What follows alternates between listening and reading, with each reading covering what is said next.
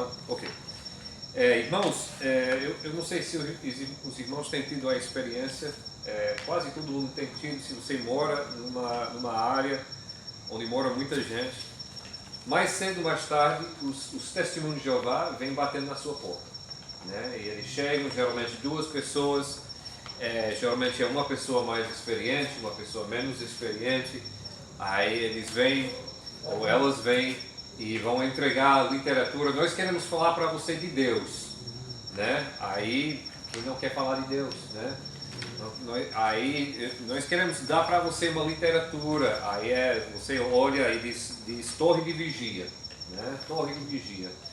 E geralmente é uma literatura bem feita, com uns desenhos muito lindos, inclusive, muitas vezes. E eles têm um papo muito bom, desenvolvido ao longo dos anos para ganhar convertidos, né? São os testemunhos de Jeová. E hoje nós vamos falar um pouco sobre esse grupo que tem crescido aqui no Brasil, contra todas as indicações, né? E nós vamos olhar, e agora, entre as seitas que nós temos conversado e que nós vamos conversar, os testemunhos de Jeová são, para mim, entre os mais fáceis de refutar e de argumentar e fazer com que fique sem argumento. Eu tenho feito isso lá quando chego na minha porta, né? E quando você chega informado, eles batem a retirada, né? E não demoram, não. E se você fizer 2 ou 3 vezes, eles param de vir para a sua casa. Quando nós morávamos no Maiobão, era difícil não ter uma semana que não aparecesse um grupo. Mas pra gente não. Ali porque é mais difícil. Mais isolado, os muros são altos. É bem mais difícil. E onde eu moro também não passam naquela rua, não. Mas, como eu disse, se você morar numa área onde tem muita gente, um bairro... É isso mesmo. Eles chegam. E eu acho, pastor, assim, que eles nem explicam tanto, eles perguntam, eles fazem mais perguntas do que eles explicam. Eles ficam fazendo pergunta pra gente. Aí deixa um papelzinho. Deixam a literatura e fazem com que a pessoa fique com dúvida. É uma técnica. Perguntas. Aí que é pra a pessoa não saber responder, se não souber, aí eles falam tanta coisa que você fica realmente com dúvida mesmo. Então esse grupo começou em 1852, no estado de Pennsylvania, na cidade de Pittsburgh. Eu já morei perto dessa cidade. Hoje eu tenho 2 igrejas mantenedoras que ficam nos arredores dessa cidade. Quando ele começou ainda não era nem nascida. Pois eu era nem um brilho nos olhos dos meus pais, né? Eles nasceram 3 anos antes de mim. Não, isso é 1852. É 100 anos. Ou a senhora é mais velha do que eu pensava. Eu que estava fazendo confusão. Mas ele nasceu em 1852. Nasceu numa família presbiteriana. E veja que isso aqui é uma marca que nós temos visto em muitos fundadores de seitas. É que eles saem de sua igreja e logo falam assim, todas as igrejas estão erradas. E você não deve procurar a verdade em nenhuma igreja, nenhuma organização humana. E logo mais, o que eles fazem? Eles estabelecem uma organização humana. E falam, se você não fizer parte da nossa igreja, você vai para o inferno. Coisa que nem a gente fala, né? Então é uma jogada que eles fazem. Não presta atenção às igrejas. E depois vão formando sua igreja, que todo mundo tem que prestar atenção, né? Todo mundo que tem que ser leal, né? E a lealdade de alguns testemunhos de Jeová é impressionante. Você vai ver o que a gente fala aqui, lealdade em face de algumas coisas muito interessantes. de 1870 até 1876, esse Charles Taze Russell foi influenciado por dois pregadores adventistas. E lembra que a gente falou que os adventistas eram muito fissurados nas profecias dos fins dos tempos. Que tudo bem, a Bíblia nos dá bastante profecias. Mas os adventistas, nós falamos, eles caíram no erro de tentar fazer cálculos para determinar o dia e a hora em que Jesus viria. Ou que outros eventos dos fins dos tempos iam acontecer. E a Bíblia nos fala que só Deus sabe, certo? O dia e a hora.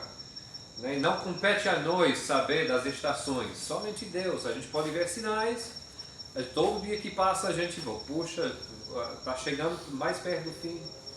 Mas para a gente chegar e tentar fazer um cálculo e dizer, não, segundo a Bíblia é tal data.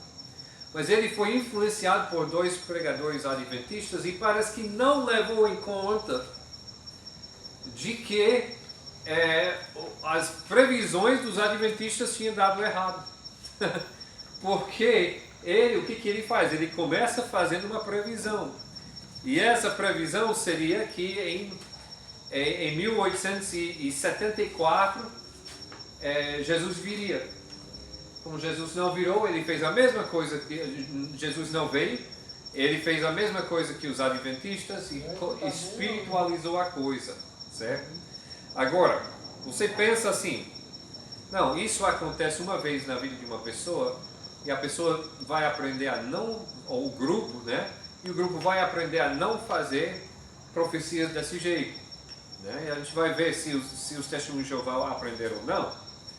Mas em 1879 ele fundou uma publicação chamada A Sentinela, que foi ou depois chegou a ser chamada A Sentinela, que até hoje é divulgado. E em 1881 ele fundou a Sociedade da Torre de Vigia, que se torna o órgão oficial do grupo e canal da verdade. Agora isso aqui é muito importante, canal da verdade. Qual é o nosso canal da verdade? Nosso canal da verdade é a palavra de Deus. E vocês me ouvem todo domingo, por quê? Porque eu falo a palavra de Deus. Eu espero que um dia, se eu parar de falar a palavra de Deus, também vocês vão parar de me ouvir, certo? Nós temos, nossa denominação, os batistas regulares, nós temos uma editora, a editora Batista Regular, que publica muitos livros. Mas ninguém nessa editora vai ter a ousadia de dizer, não, nós somos o canal da verdade. Inclusive eles vão dizer, cada livro que a gente publica, vocês devem olhar esse livro à luz da palavra de Deus. E se tiver alguma coisa nesse livro que não vai de acordo com a palavra de Deus, então não faça. Mas para o Testemunho de Jeová, a Sociedade da Torre de Vigia é o canal da verdade. Então tudo que é publicado por eles sai como sendo a verdade absoluta, né? Em 1899, certo? Então ainda mais de 100 anos atrás, as primeiras publicações dos Testemunhos de Jeová são distribuídas no Brasil, né? Em 1916 morre Charles Russell, um outro homem, Joseph Franklin Rutherford, tornou-se presidente da sociedade. Aí ele tornou o grupo ele fez com que o grupo ficasse mais centralizado, certo? Em 1923, a Sociedade Torre da Vigia foi estabelecida formalmente no Brasil. Então, também mais de 100 anos atrás, já a Sociedade Torre de Vigia teve uma presença formal. Antes tinha muita literatura, missionários trabalhando e tudo, mas em 1923, formalmente, aqui no Brasil. Em 1950 até 1961, eles fizeram sua própria tradução da Palavra de Deus, certo? Que se chama a tradução Novo Mundo. Eu tive uma experiência com isso, dessa última vez que eu estive nos Estados Unidos, trabalhando pelo governo do estado, levando dirigindo um carro do Estado e levando crianças e adultos para lugares onde precisavam ir. O tribunal dizia para os pais, você pode visitar seus filhos aí, ou filhos, você pode visitar seus pais. Aí eu acabava levando muitas crianças. Aí tinha 2 rapazes que começavam a falar comigo, perguntando por que eu morava no Brasil, essas coisas. Aí eu falei que eu era missionário no Brasil e disseram, alguém nos deu uma Bíblia, nós temos Bíblias. Aí eu disse, legal, vocês têm Bíblias? Aí ele disse, sim, da próxima vez a gente traz. Ótimo. Aí da próxima vez eles trouxeram, e era essa versão, Novo Mundo. Aí eu fiquei, eita, e agora? Aí eu disse, olha, eu pedi direção a Deus, e disse, olha, tem muita coisa nessa Bíblia que você vai ler e você vai ver que é verdade, mas as pessoas que traduziram essa Bíblia, eles tinham as opiniões delas, né? E as pessoas colocaram suas opiniões dentro dessa Bíblia. Então, eu vou dar para vocês 2 umas Bíblias que, que não tem que não tem as opiniões dos outros, certo? E que são melhores. Vocês aceitam? Aceitamos. Então eu dei para eles 2 Bíblias, perguntei para a mãe deles, não, pode dar, tranquilo. Então eu dei para eles 2 Bíblias, e são Bíblias de estudo, mais voltado para jovens, essas coisas. Aí eles ficaram muito felizes. Aí eu, né? Mas são muito evangelistas e vão dando, e as mudanças a gente vai ver. Como a desonestidade que eles trataram a palavra de Deus. Então essa é uma pequena, um pequeno histórico, né, do movimento dos Testemunhos de Jeová. Eu coloquei aqui, eu falei que eles começaram influenciados por alguns adventistas. Lembre-se que os adventistas foram formados ao redor de uma profecia que não deu certo, né? Não se cumpriu. Aí, para não ficar para trás, nós temos aqui uma sequência de 5 profecias ao longo da história do Testemunho de Jeová que não deram certo. Começando com essa de 1874 que eu falei, né? Aí ele depois de 1874, o que ele diz? Não, eu errei a data. A data agora é 1914. Aí ele diz, em 1914... vai ser o fim dos tempos dos gentios. O que ele quis dizer com isso? Ele profetizou que a batalha de Armagedon e o estabelecimento do reino de Deus na terra no ano de 1914. O que aconteceu? Alguém sabe o que aconteceu em 1914? Basicamente o oposto. Em 1914 começou a Segunda Guerra Mundial, a Primeira Guerra Mundial, que foi a pior guerra que o mundo conhecia até aquele momento. Então, essa guerra demorou mais 2 anos, certo? Então, longe de estabelecer o reino de Deus na terra, trouxe o inferno na terra, né? Foi o oposto. Então, quando não deu certo, eles fizeram o que os adventistas haviam feito e disseram, não, nesse ano foi o retorno invisível de Cristo. Cristo voltou, mas ninguém notou. Mas não foi isso que ele profetizou no início. Não foi nem perto, né? Então eles disseram, quando passou 1914, eles disseram, então, mas em 1918 vai existir a destruição da cristandade. O que quer dizer isso? Que ou seja, as igrejas cristãs, as denominações, tipo batista, presbiteriano, católico, todas as denominações iam cair por terra, e o que ia crescer seria a denominação dos Testemunhos de Jeová. O que acontece? Como eu falei, em 1918 termina a Primeira Guerra Mundial. E logo, nesse período, os Testemunhos de Jeová são o quê? Grandemente perseguidos. Por quê? Porque eles têm uma doutrina pacifista e recusaram ser soldados na guerra. Então o governo perseguiu eles muito, né? Agora, o governo não deveria ter feito isso. Mas é como se Deus tem um senso de humor. Porque em vez da igreja dominar o mundo, como eles falaram, eles foram jogados para baixo nesse mesmo ano. Agora, a profecia mais engraçada deles, que eu acho mais engraçada, é essa de 1925 e a ressurreição dos patriarcas. Isso é engraçado. Tá? Eles disseram que as patriarcas do Antigo Testamento, como Abraão, Isaac e Jacó, iriam ressuscitar dos mortos para governar.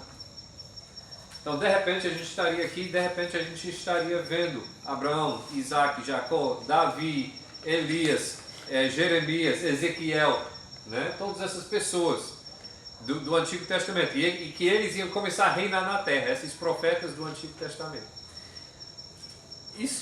Isso não aconteceu. Mas eles acreditaram tanto nisso, que fizeram o quê? Eles compraram uma mansão em Califórnia, nos Estados Unidos.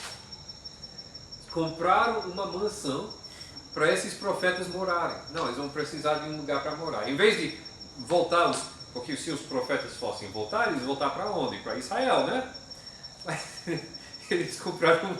Não, talvez os profetas preferem morar em Califórnia, né? Um clima mais agradável, não sei. Mas isso, claro que isso não aconteceu, né? E isso causou uma grande desilusão. Eles perderam muitos membros por causa disso, justamente, corretamente. Aí você pensa, não, mas então eles vão, depois de 1, 2, 3, 4 profecias que não deram certo, eles iam aprender a lição e dizer que nunca mais vão fazer profecias desse jeito. 1975, 3 anos depois que eu nasci. O ano em que eu nasci. Eles profetizaram, que você nasceu nesse ano, né? Então, você é dos anos 70, né? Eu já até fiz um meme com isso aqui. Foi? No dia do meu aniversário. Foi? Eu coloquei no meme que eu pesquisei que coisa importante aconteceu em 1975. Aí eu coloquei que os testemunhos. Aí o pessoal viu, foi muito no Facebook. Você é de 1900 e quanto? 72, eu. Pois é, você ainda é mais novo do que o meu filho mais velho. Olha só. 2 anos. Aí, 2 anos. eles disseram que a grande batalha de Armagedon, profetizada na Bíblia, ia acontecer no livro de Apocalipse, ia acontecer neste ano, 1975. E 1975 veio e passou sem acontecer essa batalha. Então, depois de passar os anos 70, a igreja, o canal da verdade deles, né, a sociedade, chegou a dizer, nós não vamos mais fazer profecias. Nós vamos ver até quanto tempo isso demora, né? Mas eu acho impressionante a persistência deles de dizer, não, deu certo essa vez, 2 vezes, até 3 vezes, tudo bem, mas depois disso, mais 2 vezes. E uma profecia, não, os profetas vão voltar. É impressionante. Agora, assim, 2 coisas. Primeiro, nós temos tudo que nós precisamos de profecia, nós não precisamos de outras pessoas fazendo profecia. Mas se Deus fosse ordenar pessoas a fazerem profecias, Deus tinha no Antigo Testamento uma regra que diz, se alguém disser que é profeta e algo que ele falar não chegar a acontecer, então esse homem deve ser morto, lá no Antigo Testamento. A penalidade para falsos profetas era severa. E aqui nós não temos mas 1, 2, 3, 4, 5 profecias dos testemunhos de Jeová que não deram certo. Ninguém deve prestar atenção deles. Além disso, eles pregam várias doutrinas que são anátema, que são completamente opostas ao que a palavra de Deus ensina. Eu só escolhi aqui 3. São mais. Eu escolhi aqui as 3 que eu considero as 3 maiores e mais fatais deles, certo? Eu distingo entre práticas e doutrinas. Eles têm algumas práticas, eles não fazem continência à bandeira, certo? Não fazem juramento à bandeira, não servem no militar, certo? Essas são práticas. Mas eu estou falando aqui de crenças e crenças que eu considero fatal. Um dos piores uma das piores é a questão da Trindade, né? Os testemunhos de Jeová rejeitam a Trindade e pregam que Jesus é uma criação de Deus. Aí entra o que nós estávamos falando antes, irmão Pedro, da questão de Jeová. Quem é Jeová? Jeová é Deus. E Jesus Cristo é Deus, certo? Logo, o nome Jeová cabe a Jesus Cristo. Inclusive, nós vamos ver daqui a pouco onde Jesus Cristo assuma essa identidade e como os testemunhos de Jeová tentam esconder isso. Nós vamos ver daqui a pouco. A salvação, nós acreditamos porque a Bíblia nos ensina em muitos lugares, inclusive Efésios 2:8, somos salvos pela graça mediante a fé, e isso vem de Deus, não de nós, para que ninguém se glorie, certo? Então nós somos salvos pela fé e por nenhuma obra, nenhuma coisa que a gente faz para ser salvo. Eles dizem que você tem que crer em Deus e crer nessa pessoa que Deus criou, chamado Jesus, né? E também você tem que obedecer os ensinamentos da sociedade da vigia. E além do mais, existem 2 níveis de salvação, segundo eles. Eles acreditam, eles pegam o número 144 mil, eles pegam esse número do livro de Apocalipse e falam, não, esses 144 mil são um nível, são a elite que Deus vai salvar. E essas pessoas, 144 mil, vão morar no céu, certo? E assim, o resto não vai chegar, assim, dos testemunhos de Jeová. Se você não é testemunho de Jeová, você está fora. Mas dos testemunhos de Jeová, vocês vão morar só numa terra glorificada. Isso demonstra o mau entendimento do livro de Apocalipse, o mau entendimento dos fins dos tempos. Porque, assim, não existe o que acontece nos fins dos tempos, o que acontece na eternidade, é que é uma nova terra e um novo céu, e na verdade é da forma que Deus pretendia logo no início da criação. Ou seja, a residência de Deus esteja na terra. Então é céu na terra, os dois reunidos. Não existe essa diferença. E nunca, nunca, nunca na palavra de Deus existe esse elitismo de que o pastor André vai morar no céu, né? E a coitada da irmã Valderlene, ela só fica na terra, né? Ou vice-versa. Não existe esse elitismo, né? O próprio apóstolo Paulo se chama o pior dos pecadores. Todos nós, independente de quem nós somos e quem nós fazemos, nós somos iguais ao pé da cruz. Então esse elitismo. E agora, é porque eles estavam pensando, nós vamos formar esse grupo e Cristo vai vir logo. Mas isso dá 150 anos e muita gente hoje está perguntando, e os 144 mil, já esgotou? Não, ainda tem vaga, né? Porque tantos missionários, tanta gente que fez tanta coisa para o movimento dos TJ, será que ainda tem vaga dos 144 mil? É interessante. A outra questão é a Bíblia. Eles falam que somente a tradução Novo Mundo vale e é interpretada oficialmente pela Sociedade da Vigia. Então, é interessante, pela primeira metade da história do movimento, eles não tinham uma Bíblia oficial. Porque só nos anos 50 para 60, qual foi o ano que eu coloquei aqui? De 50 a 61, que eles traduziram e fizeram sua própria versão da Bíblia, né? E a última coisa que eu quero compartilhar aqui, eu quero mostrar aqui a desonestidade dessa tradução. E o que você precisa saber antes, eu coloquei aqui, é uma frase no grego, mas essa frase no grego se pronuncia egoemi e significa mais ou menos assim, eu sou ou eu mesmo sou, certo? Agora, irmão Pedro, eu falei do nome de Jeová, você perguntou, mas eu não diz o que significava esse nome em hebraico, Yahvé. Mas esse nome em hebraico significa eu sou, mais ou menos eu sou o que eu sou. E é o nome que Deus usou para se identificar com o seu povo. Por exemplo, quando Moisés fala para Jesus, não fala para Jesus, fala para Deus, e diz, e ele fala, quando eu voltar para a nação de Israel, e eles me perguntam, quem me enviou? O que eu vou dizer? Aí Deus diz, você vai dizer que eu sou é quem mandou. Eu sou, grande eu sou, né? Que mandou. E então, isso é muito importante para entender, porque aqui nós temos uma frase no Novo Testamento chamada eu sou. Agora, essa frase pode significar, tipo assim, sou eu, quem é você? Sou eu, né?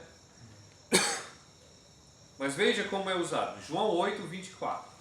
Aqui nós temos o grego, eu não vou ler o grego, mas você pode ver aqui essa frase, eu destaquei, egoemi, no texto grego. Essa tradução, Novo Mundo, tradução TNM é o Novo Mundo, tradução Novo Mundo que eles colocaram. E eles mesmos traduzem, a menos que acreditem que sou eu. Tradução padrão diz, se não credes que eu sou, morrereis nos vossos pecados. Então ali eles traduzem sou eu, na tradução padrão eu sou. Por que eles traduzem sou eu? Para tirar a ideia de que Jesus Cristo é Jeová, que ele é o eu sou, mas tudo bem. Eles traduzem sou eu, colocam dessa forma, egoemi. Em João 8 e 28, nós temos a frase de novo, você pode ver. E ele diz, então saberão que sou eu. Na tradução da nossa Bíblia diz, então conhecereis que eu sou. Certo? Eles traduzem eu sou. Mas em João 8, 58, é a desonestidade pior. E quando o testemunho de Jeová vem para a minha porta, e ele começa a dizer que Jesus Cristo nunca se chamou de Deus, é isso que eu mostro para eles. Porque nessa passagem, Jesus Cristo está falando para os judeus, em João capítulo 8. Aí os judeus ele fala para os judeus, olha, Abraão ele viu os meus dias, falando de Jesus Cristo, e ele se alegrou. E o povo ao redor disse, olha, você, desculpe, mas você tem 30 e poucos anos, como é que você viu Abraão? Aí ele diz, antes que Abraão existisse, eu sou. E quando ele fala, eu sou, a próxima coisa que os judeus fazem é pegar pedras para jogar nele. Por quê? Porque eles entendiam o que ele falou. Porque quando Jesus diz, eu sou, antes que Abraão existisse, eu sou, ele está se identificando como Jeová. E o ponto, a doutrina maior dos testemunhos de Jeová é o quê? Que Jesus Cristo não é Jeová. Então essa passagem para eles é complicado. Então o que eles falam? Quando eles fizeram sua nova tradução, por que fizeram uma nova tradução? Porque as pessoas estavam abrindo a Bíblia para dizer, não, mas Jesus Cristo aqui se diz Jeová. Então eles têm que fazer uma coisa, aí eles chegam aqui e traduzem diferente que todos os outros lugares que eles traduzem essa frase. Onde ele diz, antes de Abraão existir, ele coloca, eu já existia. Nunca, jamais, egoemi, pode significar eu já existia. Significa eu sou. E é Jesus Cristo. E por que os judeus pegam pedras para apedrejá-lo? Porque eles sabem o que ele está dizendo.